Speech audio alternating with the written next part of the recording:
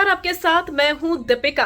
अंकिता और विक्की के बीच में मनारा को लेकर बहुत गंदी लड़ाई हुई और इस सब में अंकिता अपने गेम को खराब करती हुई दिखाई थी।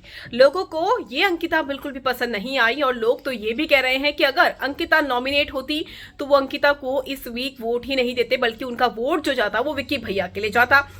क्योंकि जब सामने कोई कंटेस्टेंट कंटिन्यू विक्की भैया कह रही है तो आप इतने इनसिक्योर क्यों हैं? आप भी तो मुनव्वर के साथ बैठते हैं, चाय पीते हैं, खाना भी खाते हैं, उसको समझाते भी हैं, उसको हक भी करते हैं। जब आपकी दोस्ती आपकी हो सकती है तो विक्की भैया की दोस्ती विक्की भैया की क्यों नहीं हो सकती है? अब आप किसी पर पाबंदी नहीं लगा सकते हैं। नो डाउट विक्की भैया ज्यादातर लड़ाइयों में गलत दिखाई देते हैं, कई बार वो बदतमीजी से भी बात करते हैं, लेकिन यहाँ पर अंकिता लोखंडे गलत दिखाई दे रही हैं।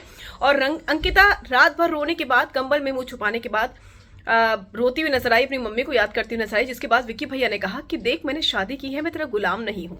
बिल्कुल सही बात विक्की भैया ने कही, लेकिन इन सारी चीजों के बीच सुबह सुबह इस कपल के बीच में सब कुछ ठीक होता हुआ नजर आया। जी हाँ, अंकिता लोखंडे और विक्की जैन एक दूसरे को हक करते हुए नजर आए। रात को सारी की सारी नाराजगी थी, शायद वो धुल गई, वैसे ही जैसे बारिश में सब कुछ धुल जाता है। तो ऐसा ही कुछ नज़ारा देखने को मिला और विक्की भैया ने अंकिता को हक किया हुआ था।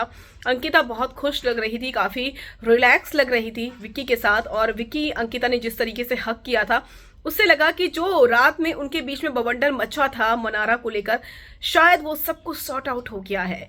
वेल, होना भी चाहिए सॉर्ट आउट, और अंकिता को इस तरीके से बिहेव नहीं करना चाहिए। ये चीज़ें अच्छी नहीं लगती है कि आप किसी ऐसे कंटेस्टेंट के लिए लड़ रहे हो जो ऐसा सोच ही नहीं रहा है और बिल्कुल दोस्ती वाला एक नेचर है, भैया भैया कहकर वो बात कर रही हैं। तो अंकिता को थोड़ा मेच्योरिटी यहाँ पर दिखानी चाहिए थी।